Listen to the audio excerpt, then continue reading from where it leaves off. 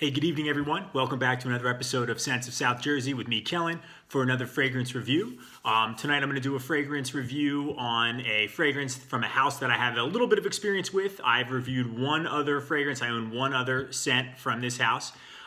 This one is definitely a classic, definitely from the earlier era, which tends to be my favorite type. It's from the house of Cleef Arpels, and it is Pour Homme by Cleef Arpels.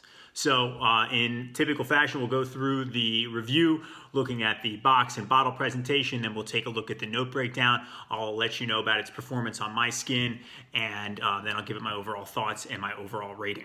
So I have a couple different items from of the representation of Cleef Arpels Pour Homme, and I've got the EDT, I've got two different box bottle sizes, and I have an aftershave as well. So we'll take a look at that. First, we'll take a look at what the standard EDT box presentation would look like. So this one's still wrapped in plastic. I haven't opened it. I actually got two different bottles. These are both 100 ml size, so we can take a look at both presentations without having to open this bottle. The seller that I got this from, actually, it's a funny story. They initially unknowingly purchased these two thinking they were Czar by Cleef Arpels, which is the other fragrance that I reviewed from this house.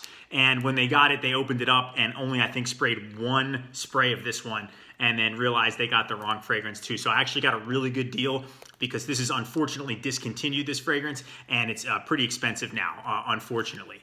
So, this came out in 1978. It's classified in the leather, cheaper version or genre of fragrances. So the box, as you can see, it's kind of got this brown, and it's not going to be the best look at it because the plastic's going to cause a glare on the camera lens, but it's like a brown, almost tobacco leaf front here, and it says Pour Homme by Cleef Arpels in gold, and eau de toilette concentration, 100 ml. On the top, you have the Cleef Arpels logo. On the sides, you got more of that just black, no wraparound. On the back, you can see what looks, again, more like a tobacco leaf or like a leaf you'd see outside, with some brand information on the back, and then some more information, barcode and batch code on the bottom. So I have a smaller bottle, and this box will be much easier to take a look at too. So Cleef Arpels logo there, Cleef Arpels on the top, and on the back, you got more brand information. This is a smaller bottle. This is probably the 50 ml, and then the eau de toilette concentration there, nothing going on the sides too. So the bottle, really, really like the bottle. It's very elegant, it's very classy. It's all black with a built-in sprayer. This gold wraparound top here. You can hold it by here, but I wouldn't recommend it because I know if you pulled hard enough, this thing probably would come and disconnect from the bottle. But it's stuck on there pretty good, you can see. So Pour Homme by Cleef Arpels, written in gold. And then the rest of it is just that black tower-looking, same bottle design as Czar. This one obviously came out beforehand. On the bottom, you have a sticker with some brand information and then nothing on the back. So the sprayer actually reminds me a lot of the Bogart sprayer. So we'll take a look at the distribution. Really good, really gives out a nice scent cloud there. The distribution on this is awesome. So I really, really like the presentation for this scent. It is, just really nice. They do a great job. Bottle is really hard glass. And then the other item I have is a this is a transparent, bottle.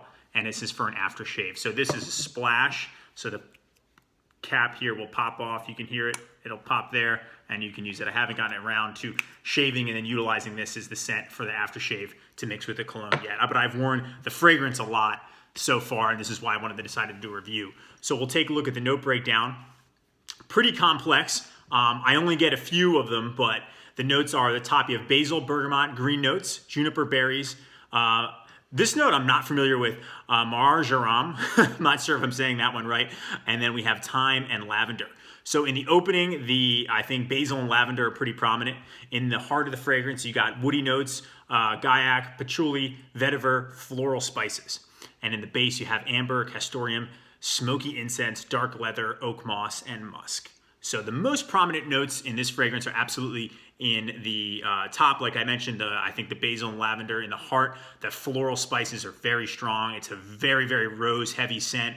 And then in the base, I think the musk with a little bit of leather at the very end stands out a lot as well. So here, take another look at the bottle. It's just a really nice one. Performance on this fragrance on my skin is very good. It's 9+ hours easily. It's going to project very well for the first 3 hours. The sillage trail for the first 3 hours is going to be strong as well too. Your second phase of the fragrance, I'd say within 2 to 3 feet, people are still going to be able to smell it. It's definitely a heavy fragrance, so if you want to go easy on the trigger, I'd recommend 1 to 2 sprays, 3 max if you like to spray heavy. But the performance on this fragrance is excellent. And just like the other one I've reviewed, Czar, which wasn't nearly as good performer as this one is. So this one beats out Czar in performance for sure. So my overall thoughts on this fragrance, I'm very torn. I'm torn. I'm not going to lie. I was a little bit disappointed. I was expecting it to be a lot more masculine, coming from the 70s. I think of the other 70s fragrances that I love, like one I've reviewed, Paco Rabanne Pour Homme. This one doesn't have that masculine punch to it. This one, I hate to use the word dated, but this fragrance, if someone were to say, yeah, Van Cleef & Arpels Pour Homme is dated, I could understand why they would say that. I get it. When I smell this fragrance, it gives me a sense of almost like a black and white movie, like very just powdery, dusty rose. That's the most prominent note. And it's not a bad smell. I don't hate it, but I really wanted it to be a little bit more to it. And I get this like a black and white, like dull gray, almost like Count Dracula, Victorian era powdery wig scent. Like it's very, very powdery, almost leaning towards like a old potpourri scent, like that when the potpourri's on its last leg of being able to freshen a room. So I appreciate it for what it is, but I'm not the biggest fan of the scent overall. In the opening, I think it's very, powdery, and then the rose really sticks in. My girlfriend doesn't like this scent either, but she never likes anything powdery, so that's a very biased judgment of this fragrance too, so let's not take that into account.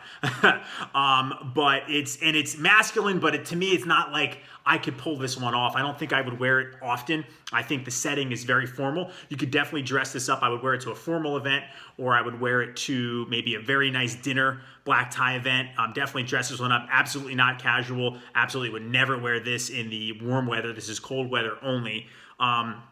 Age range, I would say 40s to 50s for the scent. I don't know if I'm going to reach for it nearly as much as I thought I would, and it's unfortunate because I kind of have a surplus of it because I had to blind buy it. I was just really interested in it. I was so happy with Czar that I assumed I would like this one, and this is one of those cases where you take the risk, and that's the kind of gamble you take when you blind buy. And if you're a collector, obviously everyone's had that happen to them before. And again, it's not a bad fragrance. It's just very different, and I don't think that it's going to be of this era. Anyone that likes what's out today would absolutely hate this scent. If you have a nose for the fragrance, I think, you like older style, you may enjoy it as a little bit more, but I'm just not loving it like I thought I would. And, in the dry down, the musk starts to come out a little bit of the leather, but I don't really get a big leather note. And when I was reading some reviews on it, a lot of them were really good. A lot of people had a lot of great things to say about it, which really prompted my purchase. And I thought, I'm definitely going to like it. And it's not something that I see myself wearing, but it really gives me the Victorian era powdered wig, just that scent. That it's almost like sometimes like a waiting room. It reminds me of, or like the potpourri, like I had mentioned too. So it ended up being something that I think maybe I'm even too young to rock all the time or to make like a signature scent out of. And I believe a lot of people might agree with that once they get to smell this one.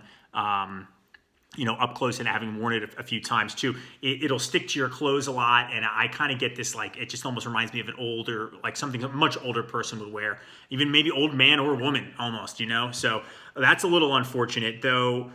There are some things I like about it. I can't say it's a knockout like Czar was for me. This one, fell short in my opinion. So let's go for the rating. Presentation for Van Cleef & Arpels Pour Homme, I'm going to give it a 10 out of 10 because the presentation on this is awesome. I love black. I love gold. I love the built-in sprayer. I like the classic 80s, 70s, late 70s, 80s look that this has for sure. The performance, 8.5 out of 10. You can't complain. This has got great performance. It's going to project. People are going to smell it. It's got longevity. On the smell side, though, it really falls short for me. I'm going to have to go ahead and give this one a 6 out of 10. So overall, I'm going to give this a 7. Not a terrible score. Just really the scent is, for me, not... there's not much to it. Even though there's a lot of notes, I just don't get much from those notes. And I wished it was just a little bit different, a little bit more powerful, a little bit more like Paco Rabanne Pour Homme or something along those lines. So I don't know if you guys have ever tried this one before, but buyer beware. And again, you might like it, you might dislike it. If you can get a sample of it or buy a smaller bottle first, see what that's like. I think both of my bottles, these two smell a little bit differently. This one smells a little bit more like a barbershop scent than this one does, but it's going to be powdery, dusty, black and white color rose. That's what I think of when I think of this fragrance and when I am around the aroma. So 7 out of 10. Let me know what you guys think of the review. Let me know what you think of Van Cleef & Arpels. If you have another fragrance from this house that you recommend, I really appreciate all the comments and the feedback and the interaction I'm having with people. It's a lot of fun to see that too. So make sure to comment, subscribe, and like the video. Thanks so much, guys. Goodbye for now.